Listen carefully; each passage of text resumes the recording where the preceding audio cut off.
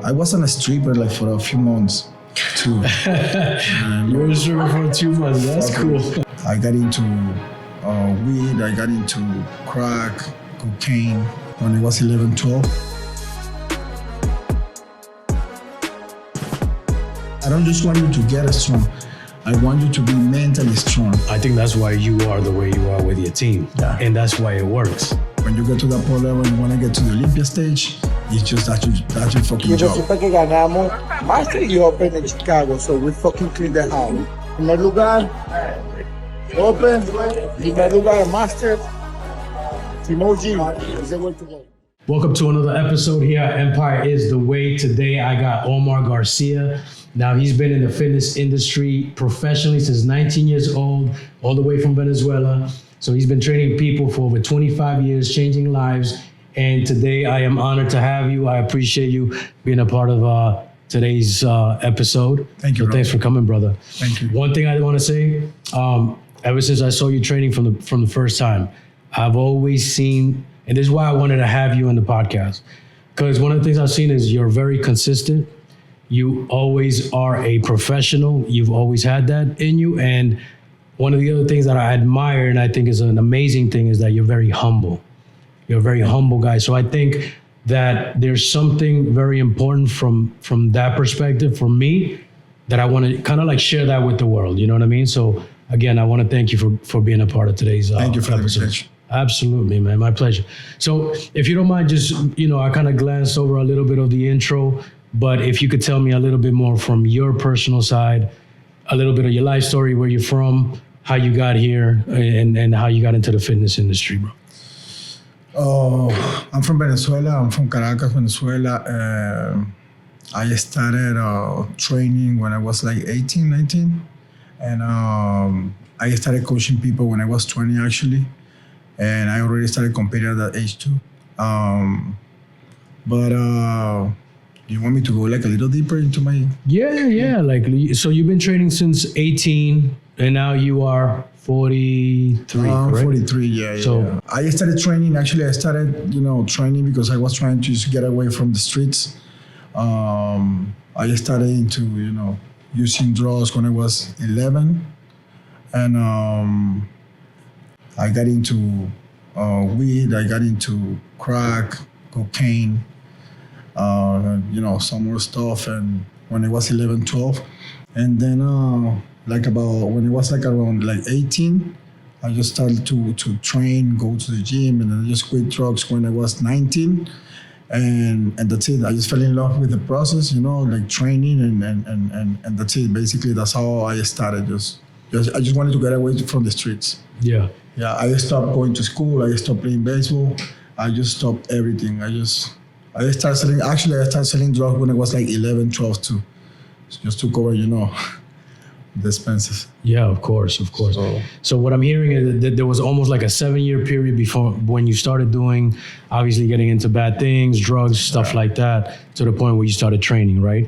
So I want to get all into that. But before we do, obviously you're here with your team. So perhaps maybe let's make some introductions. That way we get to know everybody who's part of the podcast right now. So, yeah. So now we have Laura Faith from Chicago. So we started working together like about 5-6 months ago. 6 more or months, less. just about 6 months now. Right? So we just did a transformation program, for 3 months, and then she did 3 more months, and now she's here. She's part of the family, Now she learned how to train, how to eat, and just... Yeah, definitely pushed me beyond my limits of where my comfort zone was. I actually met him at Elevation. I'd been watching him for a while, like a year. And then he approached me like, hey, let's do a leg day. And I wasn't mentally ready, I think, at that point to train hardcore with him. And after training with Omar, honestly, he really took me to another level of mental toughness, I think. And then the nutrition was really just changed my body to a whole nother level of leanness and just the look, like the aesthetic. Mm-hmm. So it's been almost 5-6 months? We just hit the 6 month mark. Oh, okay. We just hit the 6 months. So at first, the initial plan was to do 3 months with him. I had already been an athlete my life. Like I played softball, I was in the military. So I always had this athletic background, but I couldn't reach the limit that I wanted. And I think I just was doing so many things wrong, and I didn't have anybody to coach me or like train me. And so that's why when I had met him, the transformation happened faster because I had already been training, just not hard. I wouldn't even try to train that hard because I just thought I couldn't do it. And then with him, it was like just something like the leg extension where I had been doing 70 pounds. He would take me to 160 and I didn't even think I could do it, but I didn't have the coach. And so the coach made all the difference in my physique. Was that the first time you've had a coach? Actually, you were the third coach. The first one was like a virtual coach. So there wasn't that connection. It felt very, disconnected. I wasn't really being held accountable to the extent that I needed. And then the second one was more so, it was less, he wasn't as tough, really. And I think that I speak that language of toughness from my military experience. So I need that kind of alpha pressure. And he's scary. So he's scary. Bring Omar out. Bring him out. Yeah. He'll make sure you're accountable, because if not, you're wasting his time. You're wasting your time. Absolutely. So I think when I would see him, I would be like, shit. Like if I eat bad or if I don't train, he's gonna see it, because he has those eyes of the 2 weeks went by, and if you're not showing progress, you didn't follow my plan, period. Right. And like he knows. So yeah. That's the magic of a coach. He's gotta be able to do that for you. 100%. You have two other guests as well. So I have EIRE from Spain, Hello, Eddie. Yeah, hello. So we've been training like the last 6 months, more or less. right? Yeah. So the first day I saw Omar, he was like kind of scary, because you can feel the energy in the team, Yeah. but it was hard. It was hard, but you have to like the pain, like I think it's not for everyone. And how long have you been training? 6 months, right? Like But with me, before him? Before Were me. you training also? A couple years, Okay. yeah. como 2, 3, 2-3 años. más o menos. I mean, serious, like 2 years. Okay. Yeah. So- Before I was like, Fairly new in the yeah, training. exactly. I wasn't serious, but But she Okay. likes to train hard. Yeah. Like she likes the pain, actually. Anytime you're training anybody, if they don't like to train hard, is that a problem? It's not a problem. I just try to get in your head and make you fucking, be strong. That's my job. I just want you to get, I don't just want you to get strong. I want you to be mentally strong. It's a big difference, Like if you get strong here, and then you're gonna be better in life. That's what I think, But I just don't want you to go to the gym, train hard, and then go home. And no, it's everything, bro. It's in every little step that you have to do in life. You have to become strong. So society now is taking us down. Now everybody's getting weaker. Everybody's getting too sensitive, and I don't really like it. participation So- trophies. Yeah, I don't fucking like that shit. But you either win or you lose. Yeah. Nobody likes that. Yeah. So like it's my job to make you strong. You come to me, you're weak. I want to make you strong. That's the way I see it. So when I see people that are weak, it's gonna take you like maybe a month, 2 months to get stronger, in your muscle, but mentally it's a little harder. So if I see you that you're getting better and better, and then I feel happy, because they don't really compete, they don't do competition, so we don't really have. It's impossible for us to see the transformation, like being on a show and winning a trophy. But if I see you doing the diet and changing your body, and if I get to change your mentality and make you a little stronger, and then I feel satisfaction, like I feel proud of what I have done. Absolutely. And I mean, obviously, first it starts mental, then you could pivot that into anything in life. Anything. So mental is key, right? So yeah. And you have another guest? We have ANDREA. So ANDREA is special because we started working. Actually, I met her mom like about, I don't know, 20 years ago, maybe. And maybe she was born that year that I met her or something like that. Well, we can find that out easily. How old are you? I'm 23. 23. Yeah. Okay. Yeah, literally. So you met her mom 20 years ago. Yeah. Okay. I met her mom back in 2003, actually. So she started, I saw her, I don't know, We first trained back in 2017. you were 15. I was around 15. I was very skinny. Yeah, Probably she wasn't skinny, yeah. 110 pounds. She was skinny, she was pretty skinny. So then after COVID, because I stopped training, and then after COVID, I was in Trader Joe's. You know, South Beach Elevation used to be in that parking lot. And I saw him through the door, and I was like, let me go say hi. This was after whole COVID situation. I knock on the door, and I enter, and I look at him, and I'm like, take off my mask, and I'm like, hi. He looks at me like, who are you? Mind you, 110 is when he last saw me. I was 140 when I came to him after COVID. Yeah. So I didn't recognize her. You didn't recognize her. She was fat. Weird. yes. Yeah. No, because like I was like, she's pretty though. And then when I saw her face, I was like, fuck, bro. And then I text her mom. You know, I kind of like got into like la regañé, like, what the fuck is happening? You know, like she's getting fat. It's your job to take care of your daughter. So let's do this. Just come to the gym, bring her, and I train you guys, you know, for free. Don't worry about it, you know.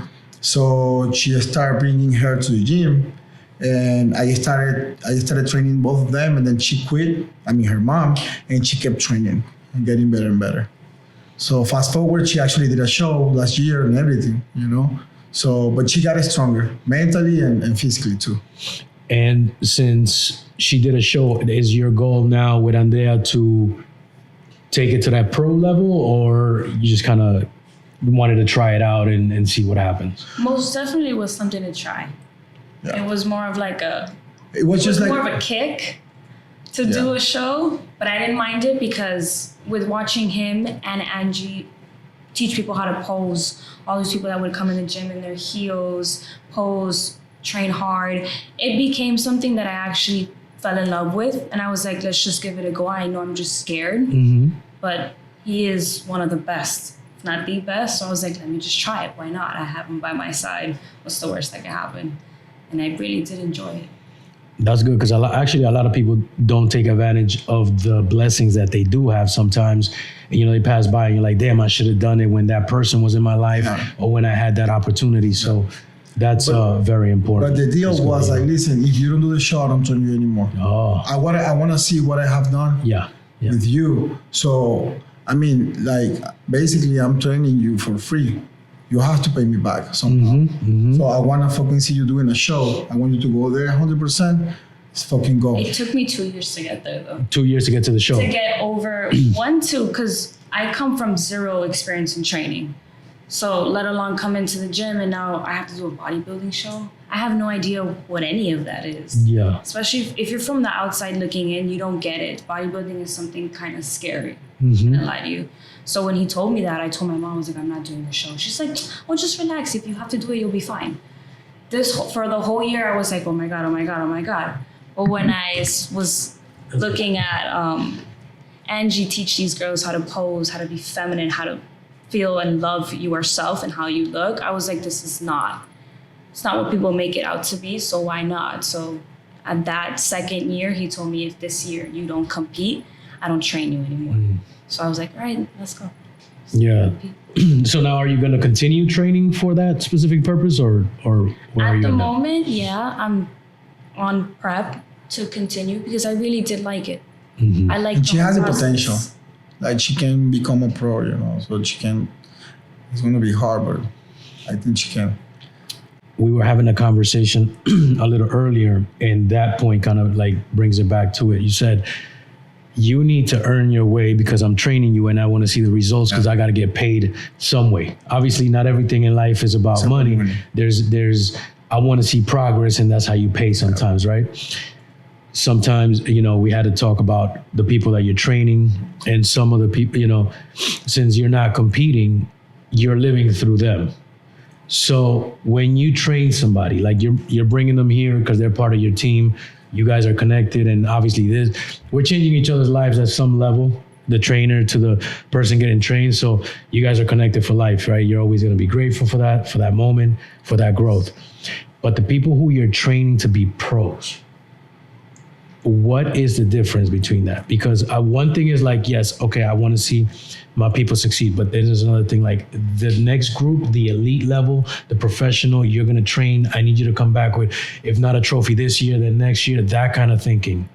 From a trainer's perspective, what's the difference between that type of trainer and the pro trainer? The mindset. It's a different mindset. It's a whole different world. Mm-hmm. You live like every day. You have to eat your meals. You have to go to the gym. You have to put in 100% when it comes about training and everything. So it's just a different level, man. When you get to that pro level, you want to get to the Olympia stage. It's just that's your fucking job. That's what you're doing. You know, like I have Carlos and I have Ramses and I have a few pro athletes, and like you have to get your shit together. If not, you won't make it. You can go to the show, you can compete. So for people that they don't really know about bodybuilding, when I go to a show, I don't really respect everybody that is on the stage. I just respect people that look good because I know what you have to do to look that way. If you look bad, I don't have the same respect, Right. So that's for people that don't know about this. So I have Carlos, like he puts in 100% every fucking day. We started from zero and I got him to the Olympia, okay? We got the pro card together and he got to the Olympia twice already. So it's just the mindset, the way how they live, it's just, and in my case, I couldn't make it. I didn't have the genes to get big, even though I ate, I used the gear, I did my whole fucking thing, my homework.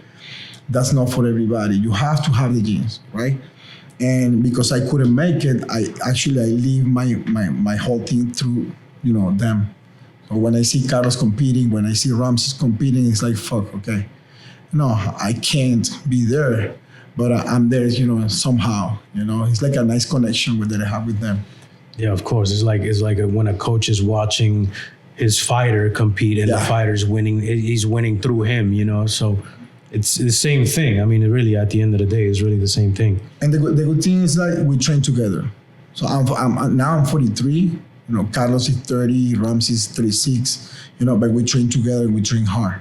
So I'm still like, pushing hard, like making them, push harder. And actually now they are stronger, not just physically, but mentally. I talk to them about fucking money, business. I don't want you guys just to, I told Carlos one time he went after the Olympia. I was like, you know what, man, I'm happy and I'll be happy if you go and win the Olympia actually. But what's gonna really make me happier is you being successful in life. So I don't want you just to be a bodybuilder. I want you to fucking make money. I want you to take care of your family. So it's like that is gonna make me fucking feel like, fuck, I did my job with you, Because I want everybody to be successful, man.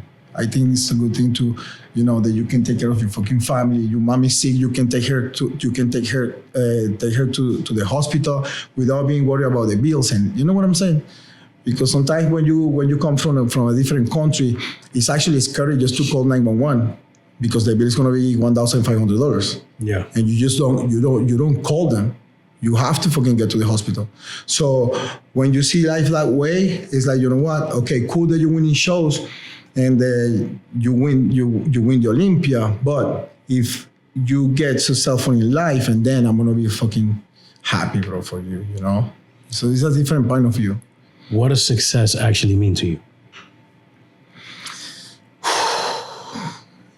You have to take care of others, bro. You have to be able to take care of others because that's going to make you happy. Actually, I had a call like about 4 or 5 days ago. So my cousin called me from Venezuela, and then So my grandfather, that's how you say it? No, grandfather, no, padrino, Godfather. my godfather. So my cousin called me telling me like, listen, I can't pay the rent, these few months because my dad has cancer. So we don't have the money, to do the whole fucking thing, whatever. And then we used to be really close. So I just told my cousin, like, don't worry, man, I got you. I just sent the money 2 days ago, and that's it, bro. That's success about that. For me, I don't give a fuck about your car, I don't give a fuck about your big house. If you are not taking care of others, if you are not helping others to fucking be better, I don't think like you're just not doing anything in this world. So after that call and after sending the money and knowing that at least now you come because you have the money and you can fucking now my padrino he's gonna have surgery this Sunday, and now my cousin is happy, he's happy, now they are fucking feeling better. Right. So that makes me fucking feel good, and I think success is just helping others, and that's the best way, bro, to be here. You have to fucking help. It's not just about us. That's why I like people to be strong, because if you're strong, you can take care of others. Starting, with your family, but then others too. You know what I'm saying? Yeah, So, absolutely. 100% I agree. So take me a little bit into the road of 11, 12 years old. You're in the streets, Venezuela, trying all kinds of different things, obviously. You're open about it. But you got into the drugs, right? So there was a 7-year period where you kind of took a downfall probably, and until you started training. What took you to that point? Like what got you there at such an early age to try that life? El ambiente. It's just too fucking aggressive. And you have to fucking hustle, and you have to fucking live, day by day, you go out, and everybody's fucking using drugs with a gun. And so the role model for you when you are in the hood is the guy that has the money and the beautiful chick. And you have to follow the shit. That's just basic, So you don't have people going to the university. We don't really talk about school. We don't talk about shit. We just talk about doing weird stuff like selling drugs or fucking robbing people. We used to rob people. We used to rob houses. We used to fucking sell drugs because you want to make it to that level where like that guy is. He has a nice bike, a beautiful girl, he has jewelry, and he's the best fucking, he's success. Like when you are in the hood, for you, that's success. Yeah, because you don't know anything else. Because you don't know anything else. So, like going to school, playing baseball and all that stuff, but fuck, I'm not going to make it, So I'm not going to go to school anymore. I don't want to play baseball. I just want to, like be outside and do what I have to do to make some money. And that's it. It's not that I had to because we were really poor, but I always had, so my mom and my dad, they always took care of me, and I had that big foundation, which is important. Maybe that's why I'm here, So they love me, and it was tough love though. So the way how I treat them, I used to be treated, and that's why I treat them like that. So I had that in my head all the time, when I started using drugs, and then my daughter was born when I was 16, and then. Well, before my daughter was born, I promised to my daughter that, okay, cuando nazca, voy a dejar de usar drogas. And then when she was born, I couldn't stop. So, and then I hit that fucking wall. I was like, fuck, I can't stop using this shit. I was on crack, cocaine, and that shit, you need that shit all the time. So, when I saw that, I was like, fuck, bro. And then I started just fucking praying.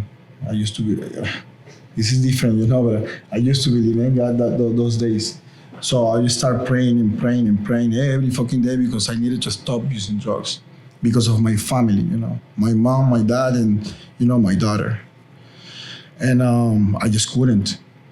16, and then 17, and then 18. So, but somehow I managed to fucking stop hanging out with my friends at the time. I stopped going to, parties. I stopped drinking alcohol. I didn't fucking do shit. I just stay at home, not doing anything. I just wanted to just stop using drugs. Was there one thing specifically that had you change your mind into like, you know what, this is it, I'm not doing this anymore? Or is it a gradual thing from like 18, 19 years old? My daughter. Your daughter. Yeah, enough was enough. I had to become a better man. I have to. Because I need to help them. We have no money, we don't have anything. Right. So you have to fucking make it. And it's my responsibility as a man to take care of my mom, my dad, and my daughter. So I started thinking that way. And maybe that's why I stopped using drugs. Took me like 4 years to stop, but right. I finally, And then at 19, you started training yourself, but you also said you started training people as well, right? So how was that? How did you get into like training people? How did you get your first clients? At that point, it was a hustle, bro. I needed some money, and I just started training people. I didn't know much about it. Yeah. But I had this coach. He was one of the best from Venezuela, right? So I started paying him, But I remember I stopped selling drugs. I didn't have money, but I started the gym, right? So I paid for the membership. I didn't have enough money. And then I met this guy. He was one of the best from Venezuela. And then he was like, he was charging me like, let's say $50 a month, for coaching me. So I got to that. The little money that I was making, hustling, but not selling drugs, just hustle, doing whatever. I was spending that money, just buying food, just to get a little bigger, And then one time I just told the guy, listen, I don't have money to pay you. I have to stop. I love training with you. I love not training with you. I love you. You're helping me as a coach, but I don't really have money. So what he did was like, he told me basically what I told her. Like, okay, this is how it's gonna work. You have to do everything, as I said. If you miss just one thing, I won't coach you anymore. And you have to compete. We good? I'm like, yeah, we're good. Okay, fuck. So the next day I just started showing up. We got to be trainer partners in the gym. So we were training together every day at 1 p.m. I was showing up every day at 1 p.m. I didn't have cars. I didn't have fucking money. Just the money to buy my food, and that's it. And I competed. He made me a fucking champion in Venezuela without fucking having money and shit. So. I think that's why you are the way you are with your team. Yeah. And that's why it works, because obviously you're living proof. So that's something that honestly, when it comes down to it, and you say, the world's being weak, et cetera, is because there's none of that going around anymore. You know what I mean? That old school, you got to earn your way and really, earn your keep, So we don't want participation trophies, right? Like that's what we don't want to be having in society. So cool. You got to that point. You started training hard. Now you know what it is to train super hard with a professional. You're getting to that point. How did you make the transition to come to the States? When did you come here? First time that I came to Miami, because my brother, he moved from Venezuela to Miami back in 1997, right? So he invited me to come here to visit him back in 2000. So when I came here, I was like, fuck, bro. I just fell in love with this fucking shit. It's just so beautiful. When I stayed here like maybe for 2-3 weeks, and I went back home to the hood. I hated it so much. I didn't want it to be here. I didn't belong there. And that was in 2000. That was in 2000. When I went back, I was feeling uncomfortable, even in my own house. I love my mom and my dad, and they did the best for me, but I was just feeling constant. I didn't want it to be there anymore. I hated it. Not my house, it's just the whole neighborhood, you know. People are really fucking mean. What part of Venezuela? Caracas. Caracas. So that's the capital. Capital, Yeah, the capital. I had actually some family members that used to give me money just to fucking go and get some cocaine for them and for myself, you know. So it was really crazy, bro. It was really fucking crazy. So when I saw that it's a different world, I was like, fuck, bro. I wanna go to Miami. When did you make it here? 2002.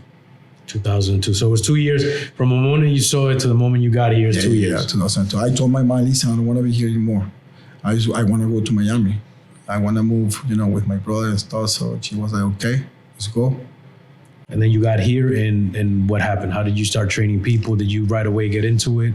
No, it wasn't that easy because back in the day, we didn't have social media. It was really hard to get clients, and I was too young, you know. So my brother, he was a trainer, and then his wife, she was also a trainer. So I couldn't get clients. I was trying to. I got maybe 1-2 clients, and then they left, you know. So I just started hustling, you know, like I was cleaning houses, windows, and haciendo mudanza. I was pretty much doing anything. And that was from 2002 forward, or? From 2002 to maybe like 2003, 2004. And then what happened is like I actually started like doing, I was on a stripper like for a few months too. You were a stripper for 2 months. That's cool. I did everything, I'm learning so bro. much more about you. Yeah. I was broke, bro. Yeah. I was just trying to make money.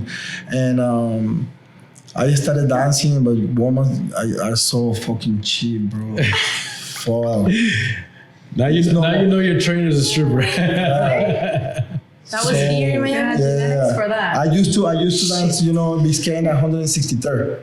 Yeah, that's what. Now it's just a gentleman club. Before there were 2 clubs, a guy and girls. Uh-huh. So I started working there, but no, there's no money in the industry. There's no right. I mean, you have to like Go all the way. You have to go all the way, and I didn't. I couldn't go all the way. It was too fucking crazy. Too much. And then there was this guy in the gym, right? I started helping him, and one night I just finished, you know, training, and he told me, "Where are you going?" I'm going home. Okay, I give you a ride. So he took me to my house, and then I told the guy I have to work. Where do you work this time? No, I'm going to a street club. But he saw my character. He knew me a little bit. So, and then he was like, okay, I take you there. So he actually took me there, but on the way there, he was like, why are you fucking doing this? I don't have money. I have to fucking do something. I don't have money. So he used to own a construction company. So he was a GM. And he told me, like, listen, do you want to work? You want to do construction stuff? I'm like, yeah. Okay, so I'm going to give you a job. You show up this day at this time, and that's it. I started working with him, and I stopped dancing, and I just started, you know, working construction from maybe 2003, 2004 until 2007. Then I went back to train people, like, 100%. And which gym did you go back to? What gym? That gym used to be called Ironworks, down in Miami Beach, right? And then when I went back to train people there, it was called Soviet Sport. You know where used to be Elevation down in Miami Beach? Yeah. There was a Crunch. That was a Crunch before Crunch. That was Soviet Sport. So I was working there, you know, training people, and you know, I just had 2 clients. That time, I stopped working construction, and then I told my wife, like, listen, we can't. I saved $2,000, you know. And then I told my wife, listen, I don't want to work construction anymore. I need to go back to what I want to do. I was training people, being a coach, whatever, competing. And then, like, the rent, we used to live in a small apartment, like pretty much like just a little bigger than this. And then the rent was $600. So I saved $2,000, and I told her, like, listen, we're not going nowhere. We can't go to the movie theaters. We can go to Pollo Tropical. That was my restaurant, you know, Pollo Tropical. That's what. And so we can spend money. So I stopped working construction. I got 2 clients. I started training, actually, you know, President Kennedy, the one that got killed, his nephew, Anthony Shriver Kennedy. I used to train him at 5 a.m. every day from Monday through Friday. So I got him, Anthony, and then I got another client at 6 p.m. So at the time, I just had 2 clients. I was charging $60 per hour back in the days. So I used to make $120, you know, just doing, you know, 2 clients. 2 clients a day. Two clients a day, yeah. And then I just started, you know, people started knowing who I was, and then what I did, I told my wife, listen, this is what I need from you. I need you to start competing. You have to compete. She didn't compete. She didn't even train. So this is the plan. I need you to start competing. I'm going to turn you pro, right? And then I'm going to take you to the Olympia. And then she was like, what the fuck? I don't even fucking train. So I'm like, don't worry, because she had a structure. You know, there is something that I see that people, they don't really see it. Like, I can tell when somebody has that fucking shape. So I'm like, don't worry. So we got the pro card at National City, Miami. And then I took her to the Olympia. So she's the first woman from Venezuela to get to the Olympia in bikini class. Wow. Yeah. Hey. Insane. Yeah. Now you know something else about your trainer. Yeah, now you know something Wow, else. yeah. So yeah. And then So I don't mean to cut you off. You're married how long? How long have 18 you guys years. been? 18 years. Yeah.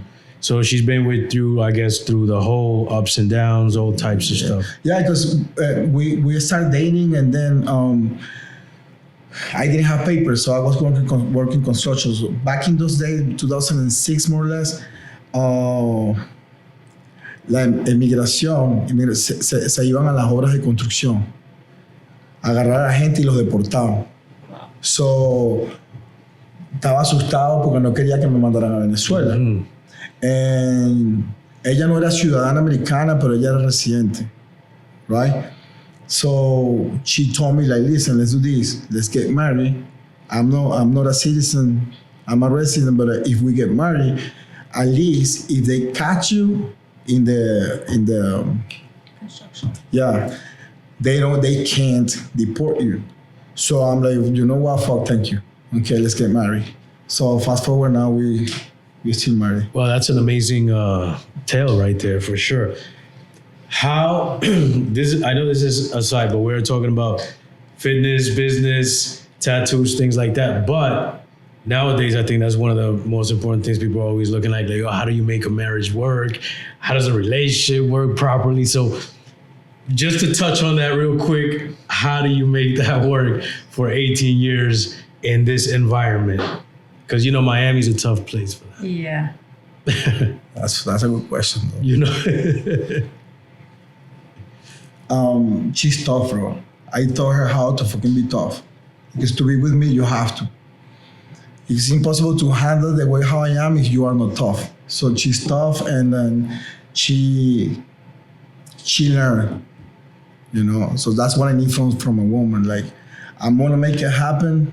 When she moved with me, I was like, listen, don't worry about anything. I'm gonna pay for everything. I just need you. This is what it was, like a deal, okay? I just need you to cook for me, and I'm going to take care of everything. The bills, I paint the house, I clean, I don't care, but I need you to cook for me. So that was the initial deal. But It's a good deal. it's a good deal. Yeah. Everything in life is a deal, right? That's It is a deal. It is what it is, right? It is a deal. So, and she was like, okay. So we got married, and then I told her my plan, because remember, I was working construction, and I used to talk to my boss, you know, and he used to invest in real estate and stuff like that. So I told her once, like, listen, you know, I'm gonna save some money because I want you to invest in real estate, this and that, whatever. And then I told her, listen, I want you to go and do get the license, you know, a realtor license. So I paid for the course. She did it, And then what I'm trying to say is like, we've been together so long because she moves forward. You know, you have to move forward. I can't. If you're my friend, you have to fucking move forward, bro. If not, I don't want to hang out with you. Yeah, because either you're growing or you're dying. Yeah. It just is what it is. Yeah. So she's that type of person that she's gonna fucking, even she used to be weak before, you know, like chill and nice. And I'm like, listen, no, we can't. We pour. That's what he told her. We pour. But she also took guidance and she trusted your guidance as well, which is what 100%. That's probably one of the biggest things. 100%. And then one time I just told her, like, listen, you know that we pour. We had to make money. We can't spend money like that. And what he told her is like, imagine if you make enough money where you can go and buy a house for your mom, for your sister, for your brother, for your dad, and then you guys gonna fucking, you know, be happy. And then she was like, you can make it happen, but we have to work. So there is some people in life, they're gonna take responsibility and they're gonna fucking help others. And these other people, they're just gonna go buy their house and be happy by themselves, even though everyone else is suffering. You know. So when I told her that, she was like, okay. So now she's a hustler. Yeah, so that's one of my things, you know, taking responsibility for yourself allows the space to start seeing different perceptions and be able to take responsibility of others. And that's when you really start looking at the greatness of a person, when they could take care of more than just themselves. And they could give more to the world than just what I'm taking, but what am I giving and how is that impacting the world, you know? That's obviously that's amazing. The business of fitness. Right? So one thing is how you got into the fitness world, but now, like fitness itself as a business, is it something you would recommend to somebody else? If somebody wants to kind of, because you know how people are looking at fitness nowadays, they're like, oh, I want to be a trainer, it's not easy, obviously, you know, and nothing worth is easy, but how would you recommend somebody who's just starting out right now to be better and to actually make it? What would be your You have to learn your craft. People nowadays, they don't really learn anything.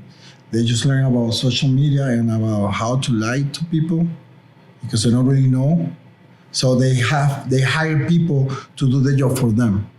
You know, so let's say that you start your training campaign or whatever, so you hire me, so I'm gonna be the one who's gonna do the nutrition. She's gonna be the one who's gonna do the routine. So that's how everything works these days. So what I think is like the best way to do it, you learn your craft.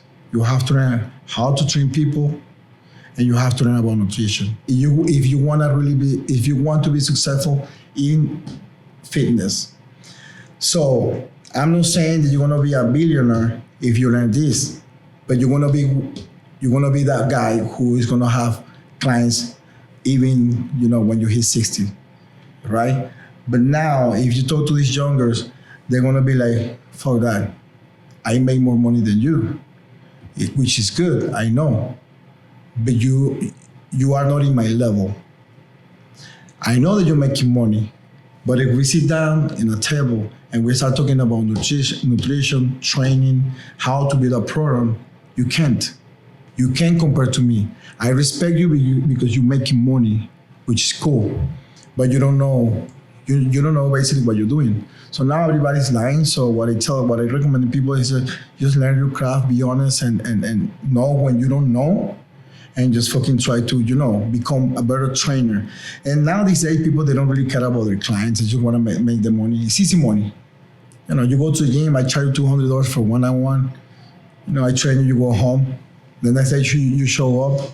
So with me, it's different because if I don't see you changing, I'll be just like, you know what, just fucking go home, don't come back. I can get another person in that hour that wants to work hard. So that's the way how I roll, you know, that's how I operate. So because I need to fucking, I'm there every day. So if I don't get excited, I don't want to fucking see you, bro. Absolutely. You know? So now, because I make money doing all this stuff, you know, I got to that point where I can tell you, like, I don't give a fuck if you pay me 200 for one-on-one. Just, I don't want to train you, you know, which I feel good about it. You know, before I used to fucking be quiet. People, you know, treat me like, you know, in a weird way, disrespectful and everything. And then, you know, sometimes you have to you need that money. So now, not anymore. So I built my own thing where I can actually fucking send everybody to fucking hell and still I'll survive. You earned your freedom. Yeah. You know, And there's no price to freedom. Yeah. Obviously. Yeah. So, but would you recommend it to somebody? Because the fitness industry is an amazing industry. It changes lives. I mean, is. It's changed my life. I mean, obviously, without, you know, hitting the bag and doing some fitness, I think I would have lost it a long time ago. But I've never, you know, I've never done it as a way of life. You obviously have. So that's something you obviously tell somebody you recommend, right? Yeah. Yeah. It is good. Yeah. It is good, but you have to love it. If you don't love it, it's impossible for you to wake up every day and go to the gym and train people. Like, bro, like, look, like, she's fucked up. This one's fucked up. They're all fucked up. You know what? Let's find out how fucked up they are. You know why they are so fucked up? Because they are being trained by me, and I'm really fucked up. So, but ask them. Yeah. No, I'm sure obviously in the kindest of ways. But so okay, so you started training. You've been with him for 6 months. But what are you doing aside from the training? Well, you went up to him in elevation. You're like, hey, let's get a leg set, or you went up. He came up to me to do a leg set. Actually, it took me 2 weeks to like kind of marinate in that thought of, and actually something happened to me. I actually went to pick up an Uber Eats and then got jumped by some girls getting my food in the 2 weeks that I was thinking about this. And it was kind of like, it was a crappy time, but it made me like, I need to go train hard. Like and that's when I came up to you at the gym after 2 weeks and I was like, let's do it. Like, I need it. I need to get back on top of my game. I need to feel strong. And then, so I did the first training session with him, damn near died. And then and about the experience, because the 2 coaches that I had trained prior, it was the nutrition that was really it wasn't like what you did. It was like he looked at me and knew what I should be eating, which is crazy. And that's where the experience really comes in, because you can't teach somebody that. Like, even, you know, I'm a nurse practitioner, so I've taken nutrition courses and It doesn't matter you don't know what you should be eating. And the American diet is a quadruple the portion size that you should be eating. And nobody teaches you that. And so he really taught me that. And I didn't even know that I was like, sometimes I'd skip 2 meals and then my first meal would be 3 p.m. and it would be quadruple the size, and I just wasn't aware. So my body was responding quick when he changed my diet. And then that, in combination with getting me over my mental barriers of lifting super heavy when I didn't even think I could, it was like the perfect cocktail of what my body needed to get me stronger, more fit, more defined, just everything that I really needed. It was the perfect storm, and he created it for me. Now, are you looking to maintain? Do you have specific goals when it comes to the fitness? Honestly, I want to get better. I want to get stronger still. I think I still have ways to go in regards to building muscle and kind of learning, like we're doing like some carb cycling, like we increase the carbs on the weekends. So I want to get size, not necessarily want to compete. Like he mentioned it to me a few times, but you try to get I don't know if I want to commit to that, because I'm still, I think before I was very more social too. And like you said, like when you were growing up and you had to get out of that drug scene and isolate yourself and cut friends off, to some extent, when you go hard with the fitness, you have to isolate too. Like you can't be on the scene and you know, dating and drinking alcohol and going. So I kind of been isolating hard for the first 3 months. Now I think I'm a little bit more lenient where I'm trying to, you know, have friends. But it's been spiritually for me, like spending time with myself, the fucking green juice that you put me on that makes me feel better. Like holistically, training with Omar has been great just for my lifestyle in general, but I don't necessarily want to compete. Not yet, anyway. That's good. Right. And you're a nurse practitioner now or? Yeah. Okay. Yep. And as far as that goes, what are your goals with that? Just like career-wise and stuff like that, just to get to know you a little more. Yeah, well, I was doing critical care for a while, and then COVID hit, and I think it got really heavy mentally, emotionally, and just kind of being in that environment of like death and sadness. Fitness was always an outlet for me throughout that time too, and it's always been like some escape. But after that, I kind of was too heavy, and then I switched to a whole new industry of like beauty, making people feel more confident if they have something, you know, going on with their face, their look, their skin, IV infusions, vitamins, things like that. So yeah, it's kind of like a whole lifestyle for me in regards to like fitness and beauty. Yeah, aesthetics. Yeah, aesthetics, The look something and that I stuff. really just like live. Okay.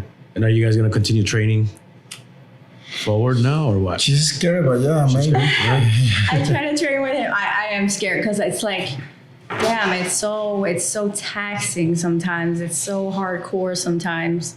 So I like have to mentally prepare myself sometimes to train with Omar. I'm like, Yeah. shit. You gotta- Okay, Tuesday. I don't have anything planned for Tuesday. I'll train with Omar and then I'm just chilling for the rest of the day, you know? Yeah, I got you. And then we got 2 more guests, so maybe you could tell us a little bit about your fitness journey and what you got going on in your personal life. What are you trying to accomplish? So before going to the gym, I was just going to college. Didn't have any friends. I go to school online, so I didn't go anywhere. So when I started the gym with Omar, that was my introduction to fitness.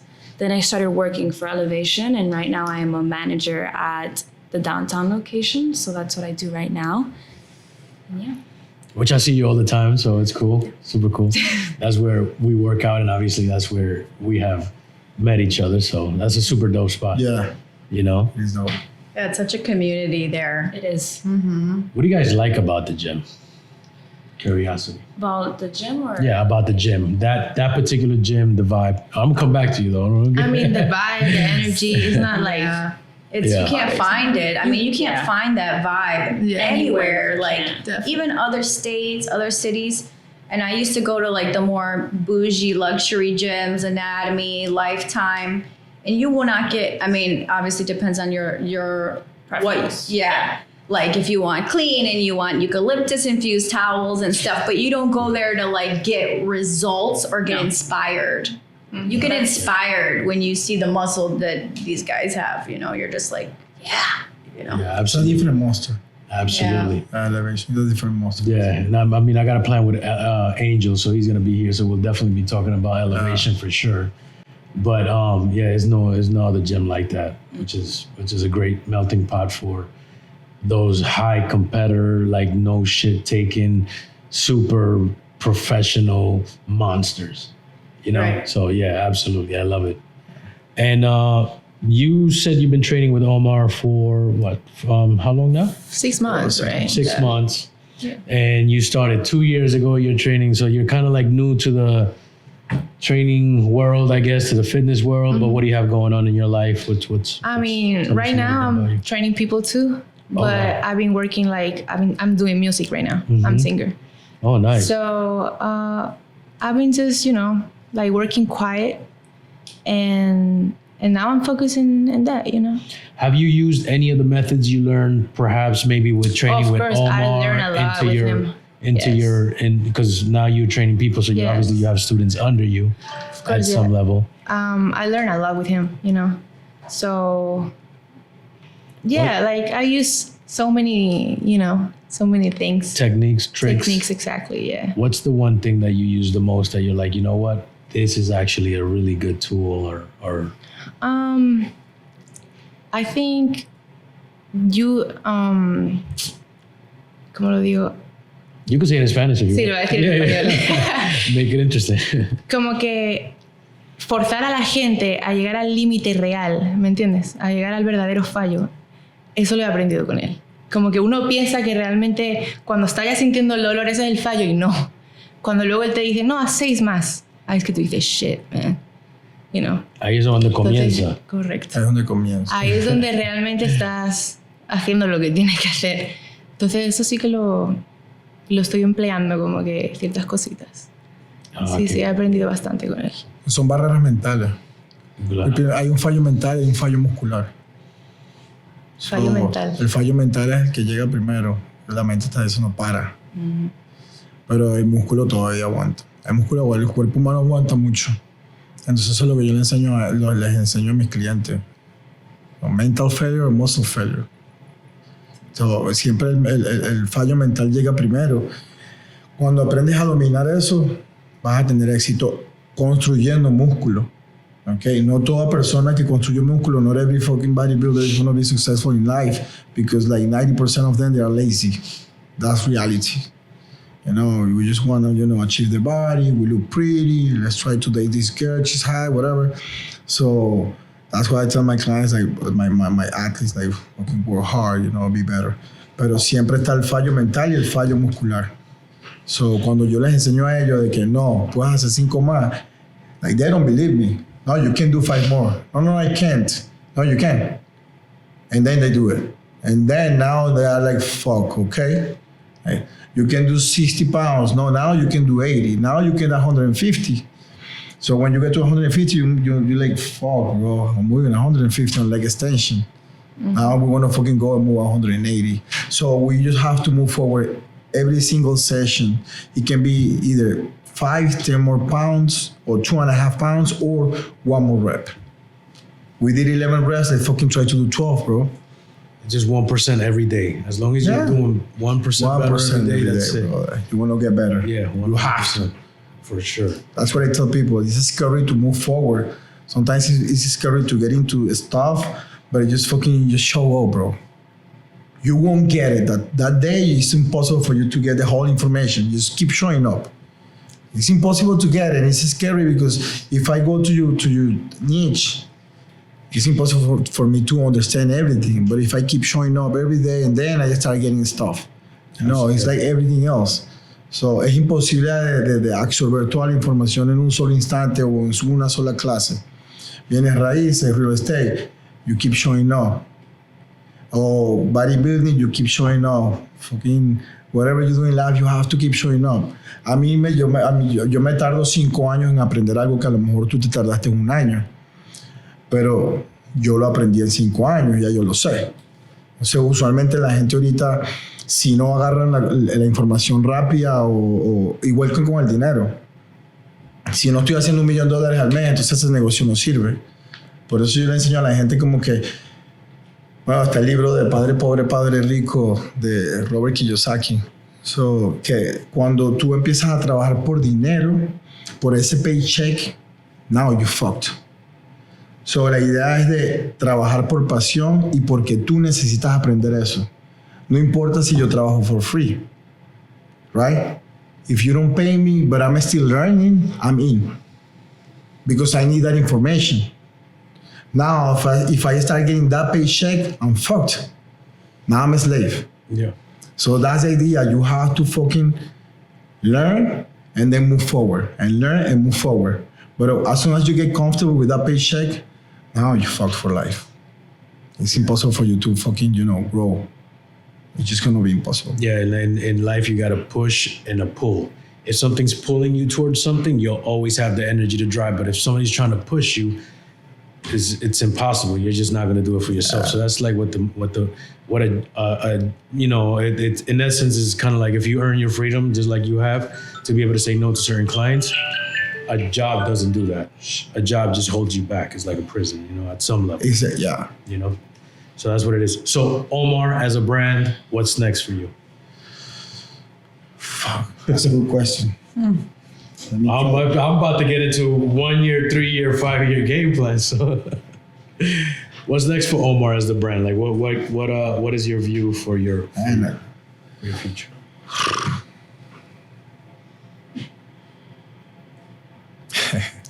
That's good. I don't know, man. I'm just moving forward, and there's so many things that I want to do, and it's scary too. I just want to get to that, like, it's a fucking different level, bro. And sometimes I just feel like I can't or I won't. I just keep showing up. That's the thing. So I just love real estate. You know, I just started investing in real estate like maybe like 3 years ago. Now I own like about 17 doors so far, right? I own 2 5-plex, and then I own 1 triplex, and then I own, a few houses. But I just want to get to that level where I'm comfortable, and I know my family, even if I fucking die, they're going to be comfortable. Then I'll be happy, I love cars, I love to fucking get a Ferrari, and the 1967 Leonor. You remember that movie? Yeah, the Mustang. Yeah, the Mustang. I love that one. Gone in 60 seconds. Gone in 60 seconds. 60 seconds. I was about to get that car, and then I was about to get a Ferrari, and then I was like, the fuck, you don't need that shit. Right. It's just too much money. And then I'm not in that level where I can burn money. I'm not in that level yet. So I'm like, just fucking keep working, and it's not your time. So, but I want to fucking get there, bro. I want to own a lot of, real estate and be one of the best when it comes about, fitness and, coach. And yeah, you're already there. So obviously there's always levels and niches, but you're already. Yeah. The problem about my personality is like, for some reason, which is good, maybe, I don't know, maybe it's good, maybe it's not. I don't think it's that good, that I'm never happy. Satisfied. Never. It's a lot of fucked up, bro. I think about it like this, happiness is something that's not real. So there's no reason to chase happiness, but but really working on purpose and working on the things that fulfill you, that will always make you happy eternally, no matter what. Yeah. So I think we come from the same cloth. We're just go-getters. We're never. And I know what it means. Like, I'm never happy with this. I got to keep going more. But it's like I'm not fulfilled. I could do more. I expect more for myself. But I'm fucking happy because I'm doing it and I'm killing it. You know what I'm saying? Yeah. So I just, obviously, I want to share that with you because I think that's what I think was coming out. And you're a killer, man. Honestly, like, it's something good to look at you and training different teams and all of that stuff. I'm telling you from the outside in, I'm like, you know what? That's a fucking dope trainer, bro. So, you earn my respect, so it's cool. You know what I'm saying? Appreciate that, man. Yeah, absolutely. And I don't just say things just to say. Yeah. You know what I'm saying? I don't. Straight up. So I want to get an outro, but I want to see if everybody could give a little advice to the people who are under them. How to get through the hard times and stuff like that. Maybe I'm gonna have you guys just do that first, and then you could do the last words with Omar. Just. I guess the best thing would probably be like, if what advice would you give to a younger version of yourself so that, you know what I'm saying, you could probably give out the best words possible, Mm-hmm. I'll start with you, so I know you know how. I'd say if I had to give advice to my younger self or just young people in general, I would say to continue to work towards your goal, because a lot of things, a lot of detours, a lot of roadblocks happen in your life that get in your way. But even if you're taking baby steps to get to that goal, whether it be your education, your career, you want to be an entrepreneur, your fitness, always be taking steps and making something happen. You're going to have bad days. You might have an emergency. You might have, anything that's going to come in your way. As long as you stay focused on the person that you want to be, doesn't matter if it takes you 15, 20 years to get there, as long as you are moving forward and doing that. And so like with the fitness, with Omar, if I have a bad day, I got the worst fucking cravings, I'm on my period, whatever happens, I know tomorrow is another shot at getting back on track. And I think that goes with everything in life. So just take a step forward. Even if it's baby steps forward, always. Right. What about you, young ladies? Andrea. I would say this is a little hard because I am 23 and I didn't really start living and learning and seeing what the world is about until I started with Omar in the fitness industry and meeting people. So I'm still learning, but what I've learned is you have to take a leap in life. Whether you're not comfortable with it, you have to get uncomfortable. You have to get comfortable with being uncomfortable, because nothing will come from you being scared to do it and you shy away from it. So I guess that's what I could say right now. And also, your mind is very important, and that's something that I learned with Omar. It's not just strong mindset in the gym and with the weights, it's with everything in life. It's strong mindset with excuses, with negativity. It's the answer to everything in life, is making sure that your head is straight. Your head is above all else, even if you feel like you're not having a good day or anything like that, to always tell yourself it's just excuses and to want better for yourself. So leap of faith and be comfortable with being uncomfortable. Love it. Love it. I think you just have to worry less in stupid things, and be really focused on you. Because he said that he was in drugs and things like that. And I quit drugs not a long time ago, and I started be more focused on me, and my life changed a lot, when I start be more focused and stop doing stupid things, and yeah. Okay, so stop doing stupid things and be focused. Yeah. Focus. For sure. Exactly. And last words, bro. What would you tell your younger self if you were coaching yourself? First things I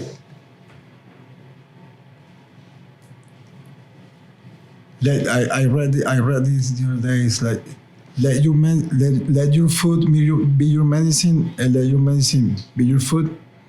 So that's one thing that is really important, I think that's very important. And what I tell people, sometimes how hard do we have it? We cool, bro. We have it so fucking easy. Everybody that is in here, we just have it too easy. Now, you know what's hard? When you don't have food, when you don't even know if you are going to eat that day. There is people now in the world that they are dying now from cancer or whatever. They don't have nothing to eat, and we just fucking like to complain about every fucking little thing in life, bro. You go to a gym and you complain about this and you complain about fucking the stairmaster. You're like a little fucking pussy.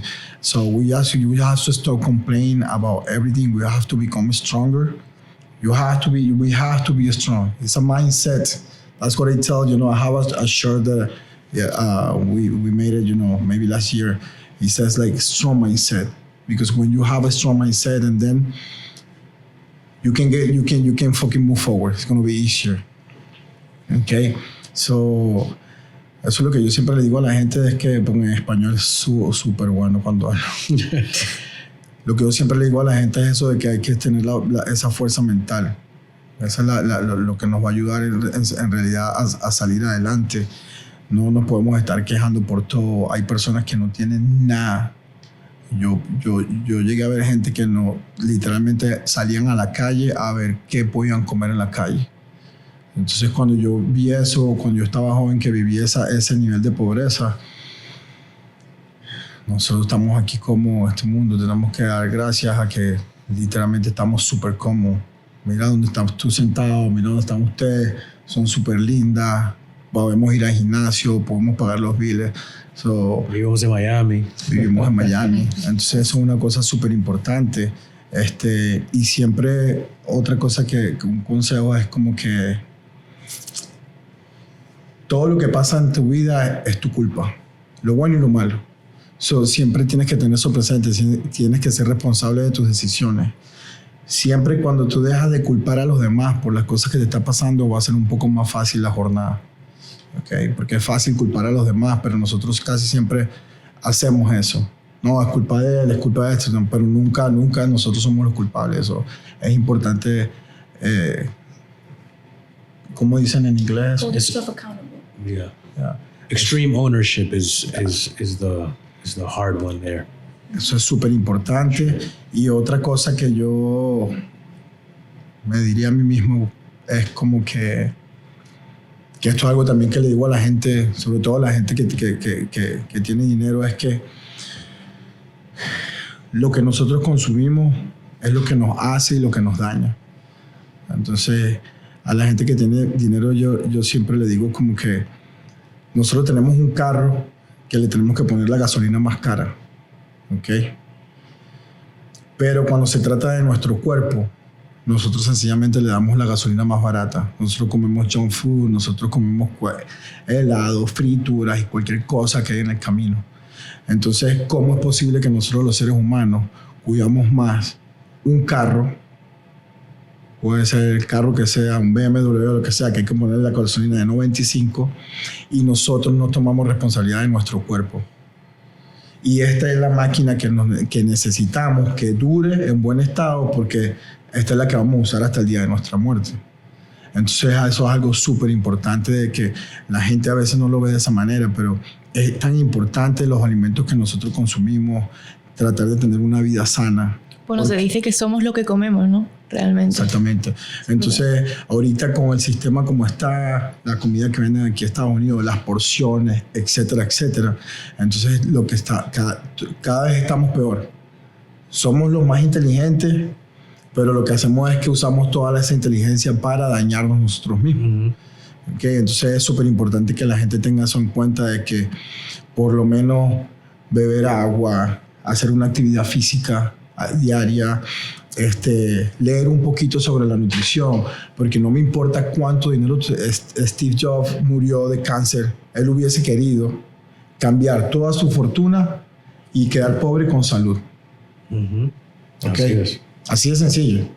Entonces eso es una cosa demasiado importante, de que no importa cuánto dinero tú tienes, si tu salud no está bien, you fucked. Health is wealth. Yeah. So, es importante hacer dinero, porque es súper importante hacer dinero. Necesitamos cuidar a nuestros familiares, estar bien económicamente, pero es súper importante saber un poco de los alimentos que estamos consumiendo y el efecto que hacen en nuestro cuerpo, como por ejemplo el azúcar, las harinas, etcétera, etcétera. Porque lamentándolo mucho, ahorita la población, yo diría que un 95% de la población no sabe nada de nutrición, y no es casualidad de que en la televisión no hayan propagandas o de que no haya suficiente información sobre la nutrición. No es casualidad, esa es la idea, mantenernos desinformados sobre la salud, para entonces sencillamente ser un cliente más de lo que es tratamientos para la diabetes, para el cáncer, etcétera, etcétera. So, yo lo que siempre le recomiendo a la gente, que me hubiese gustado aprender eso un poco más joven aún, es de que la salud es lo más importante.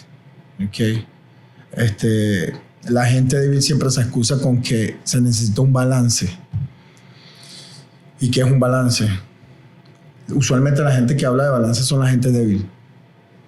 La gente que quiere irse para el party todos los sábados y tomarse una cervecita o meterse un pasecito de cocaína todos los sábados. Entonces ese es el balance. ¿Qué es un balance? Sencillamente tenemos que tratar de ser los mejores en lo que hacemos. Y tenemos que cuidar nuestra salud. So, ¿cuál es el balance? El balance en realidad para mí es comer sano siempre, ¿ok? Para estar activo día tras día. Todos los días es una guerra, bro. Cuando nosotros nos levantamos en la mañana, bueno, yo veo la vida así, yo estoy casi 100% seguro que tú lo ves así. Vamos a la guerra, bro. Nosotros los hombres tenemos que proteger a las mujeres, nosotros los hombres tenemos que proteger a nuestra familia, y nosotros los hombres tenemos que saber cómo defendernos y cómo tratar de defender a las personas que están cerca de nosotros. So, todos los días para mí es una guerra. Tenemos que mejorar económicamente, tenemos que mejorar físicamente, tenemos que hacer una actividad de artes marciales. Si ya entra alguien por esa puerta, ¿qué vamos a hacer? 100%. Tenemos a 3 mujeres acá. ¿Qué vamos a hacer? Corremos. No, matamos a todos los hijos. Entonces eso es algo súper importante, que ahora la sociedad, los hombres están siendo cada vez más débiles. Entonces, prácticamente se están... O sea, no, hay mujeres, yo he hablado con mujeres que salen con las parejas y no se sienten protegidas. Y eso no debería ser así. Es que no es natural. No puede ser así. Exacto, no es natural. It's not natural. Entonces, el hombre siempre tiene que ser hombre. No estoy hablando de machismo ni nada de eso. Sencillamente que cuando uno está con una mujer, con una dama, esa persona tiene que sentirse protegida. Y nosotros somos las cabezas de familia. Tenemos que echar hacia adelante y sacar a nuestros familiares de esos huecos donde están. ¿Ok? Eso es súper importante en la vida. Y siempre, siempre, siempre darle la mano a alguien. Cuando tú llegas aquí arriba, bro, tú tienes que... Si tú no jalas a alguien de que está allá abajo, no estás haciendo nada. Ok, llegaste aquí arriba y te hiciste $100 millones, vives en la mansión, etcétera, etcétera, pero hay gente allá abajo que tenemos que ayudar. Entonces eso yo vivo por ese código de que es importante ser fuerte, ok, tanto en la mujer como el hombre, ese mindset, y siempre es importante ayudar a las demás personas. Es súper importante, yo pienso que darle algo al mundo, darle algo a nuestros seres, siempre hay etapas, siempre hay personas que vienen, son ciclos que se cumplen. Ella llegó a mí, estuvo 6 meses, 1 año conmigo, se va, pero a ella le queda algo de mí y a mí me queda algo de ella. Esos son ciclos que se van cumpliendo. Todas las personas sirven. ¿Okay? Hay personas que llegan a nuestra vida que son malas, pero esas personas sirven también porque nosotros podemos aprender de eso malo que ellos están haciendo y nosotros lo repetimos. Claro. Entonces siempre hay ciclos y siempre hay cosas que pueden aprender. No podemos dejar que nuestro ego, ese es otro consejo, no podemos dejar que nuestro ego esté acá, bro. Porque en el momento que tú tienes eso así, es imposible que aprendas de los demás. Y si ya yo vengo aquí a una conversación contigo y tengo el ego acá, es imposible que yo absorba tu información. Porque sencillamente yo me considero que soy más que tú. Y nadie es más que nadie. Tú puedes ser mejor que yo en tu campo, yo soy mejor que tú en mi campo, pero si bajamos el ego, los dos podemos aprender. Claro. De cada quien, eso es súper importante. De cada persona en el mundo uno puede aprender algo, no importa quién son. No importa quién sea. Eso siempre es así. No importa quién sea. Bueno, well, I want to thank you guys for being a part of the podcast. Empire is the way. Thank you for your time. And as you already know, all day, every day, Empire is the way.